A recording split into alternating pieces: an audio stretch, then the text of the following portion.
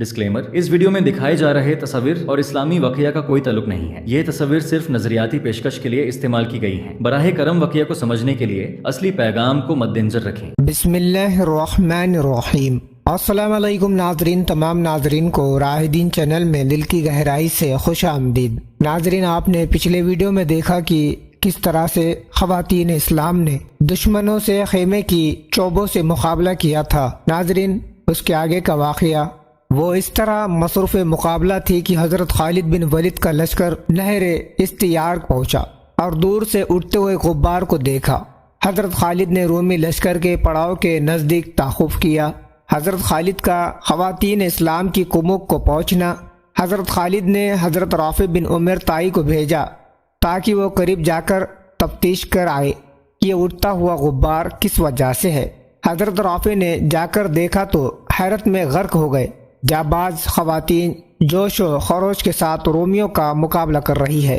حضرت رافع فوراً واپس آئے اور صورتحال سے مطلع کیا۔ تمام مجاہدین کو حضرت خالد نے حکم دیا کہ تیزی سے گھوڑے دوڑاتے ہوئے ایک ساتھ پہنچو، لیکن جب ان رومیوں کے قریب پہنچنا تو چاروں طرف سے جانا اور حصار میں لے لینا۔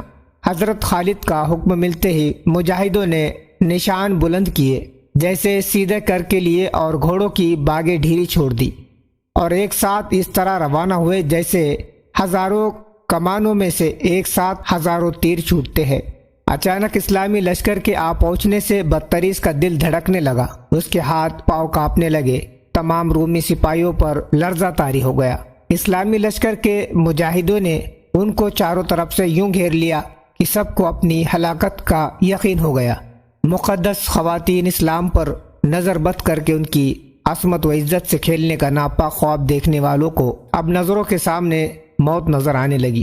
بدتریس نے اپنا رویہ تبدیل کرتے ہوئے خواتین اسلام سے کہا کہ اے گروہ خواتین، میرے دل میں تمہارے لیے مہربانی اور تعظیم آ گئی ہے، کیونکہ ہم بھی ماں بیٹی بہن پھوپھی رکھتے ہیں۔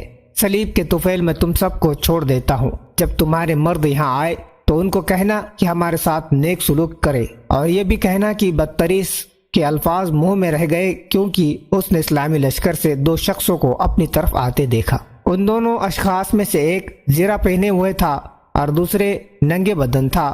دونوں عربی سواروں نے گھوڑوں کی باگیں ڈھیلی چھوڑ دی تھی اور ان کے ہاتھ میں نیزے چمکتے تھے۔ دونوں اس شان سے آتے تھے کہ جیسے شیر اپنے شکار پر حملہ کرنے آتا ہو۔ ان دونوں اشخاص میں سے ایک حضرت خالد بن ولید اور دوسرے حضرت زرار بن اجور تھے۔ وہ قریب آئے کہ فوراً حضرت خولہ نے پکار کے کہا کہ اے بھائی، تمہاری بہن یہاں ہے۔ اللہ نے ہم کو مدد دی اور بچھڑے ہوئے بھائی بہن پھر ایک بار مل گئے۔ بدتریس نے جب یہ سنا کہ حضرت زرار کو خولہ نے جس طرح مخاطب کر کے پکارا ہے، اس سے معلوم ہوتا ہے کہ یہ ان کی حقیقی بہن ہے اور میں نے ان کی بہن کے ساتھ بہت بدتمیزی کی ہے، لہذا ننگے بدن اور ڈراؤنی شکل و صورت والا عربی سوار مجھ کو کچا چبا جائے گا۔ یہ خیال آتے ہی بدتریس کے اوسان خطا ہو گئے، اس طرح بھاگا جیسے موت کو دیکھ کر بھاگتا ہے۔ بدتریس کو بھاگتا دیکھ کر حضرت خولہ اس کے تعاقب میں دوڑی۔ حضرت خولہ کو کسی رومی کے پیچھے دوڑتے دیکھ کر حضرت خالد اور حضرت زرار نے اپنے گھوڑے اس جانب موڑے۔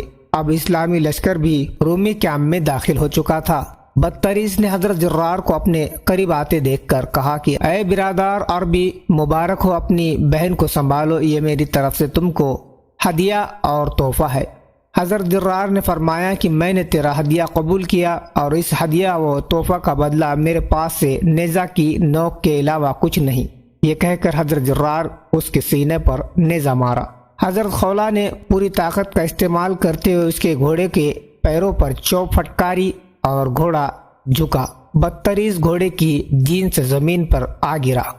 حضرت زرار نے نیزہ اس کی سورین میں پیوست کر دیا، جو جسم کے آر پار نکل گیا اور اس کو مردہ کر دیا۔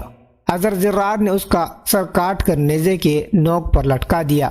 اپنے سردار کے سر کو نیزے پر لٹکا دیکھ کر رومیوں کے دل بیٹھ گئے اور پیٹھ دکھا کر بھاگنا شروع کیا۔ مجاہدوں نے تعاقب کیا اور شدت سے تیغ جنی کی۔ 3000 رومی ذلت و رسوائی کے ساتھ قتل ہوئے، باقی دمشق کی طرف بھاگ نکلے۔ حضرت خالد نے مجاہدوں کو حکم دیا کہ جلد و جلد مال غنیمت جمع کر کے اجنادین کی جانب روانہ ہو جائے کیونکہ حضرت ابو عبیدہ اجنادین کی طرف آگے بڑھ رہے ہیں اور اس علاقے میں وردان کا عظیم لشکر اپنا جبڑا پھاڑے ہمارا منتظر ہے۔ حکم کی تعمیل کرتے ہوئے تمام کام بعجلت انجام دینے کے بعد لشکر اسلام اجنادین کی طرف روانہ ہوا۔ مرج راہت نام کے مقام پر حضرت ابو عبیدہ کے لشکر سے ملاقات ہوئی۔ حضرت ابو عبیدہ خواتین اسلام کی رہائی اور رومیوں کی ہزیمت کی داستان سن کر بہت خوش ہوئے اور حضرت خالد کو مبارکباد دیتے ہوئے خیر سے نوازا۔ حضرت ابو عبیدہ کے لشکر میں 100 قیدی تھے جن کو بدطریق پولیس کے ساتھ شہرہ نامی مقام پر گرفتار کیا گیا تھا۔ حضرت خالد نے پولیس کو بلا کر اسلام کی دعوت دی اور کہا کہ قبول کر ورنہ تیرا حال بھی تیرے بھائی بدتریس جیسا کروں گا۔ پولیس نے پوچھا کہ میرا بھائی بدتریس کے ساتھ تم نے کیا معاملہ کیا؟ حضرت خالد نے حضرت جرار کے نیزے کی جانب اشارہ کیا۔ پولیس نے دیکھا کہ اس کے بھائی بدتریس کا کٹا ہوا سر نیزے کی نوک پر لٹک رہا تھا۔ پولیس رونے لگا، بھائی کے بغیر زندگی کا کوئی لطف نہیں ہے، مجھ کو بھی میرے بھائی کے ساتھ ملا دو۔ چنانچہ حضرت خالد کے حکم سے مسیب بن نجبت الفجاری نے اس کی گردن اڑائی۔ ناظرین، اس کے آگے کا واقعہ ہم دوسرے ویڈیو میں سنائیں گے۔ اگر آپ ہمارے چینل پر نئے ہیں تو سبسکرائب ضرور کریں اور اس ویڈیو کو شیئر کرنا نہ بھولیں۔ ملتے ہیں ایک نئے ویڈیو میں، مجھے دیجیے اجازت۔ السلام علیکم، اللہ حافظ۔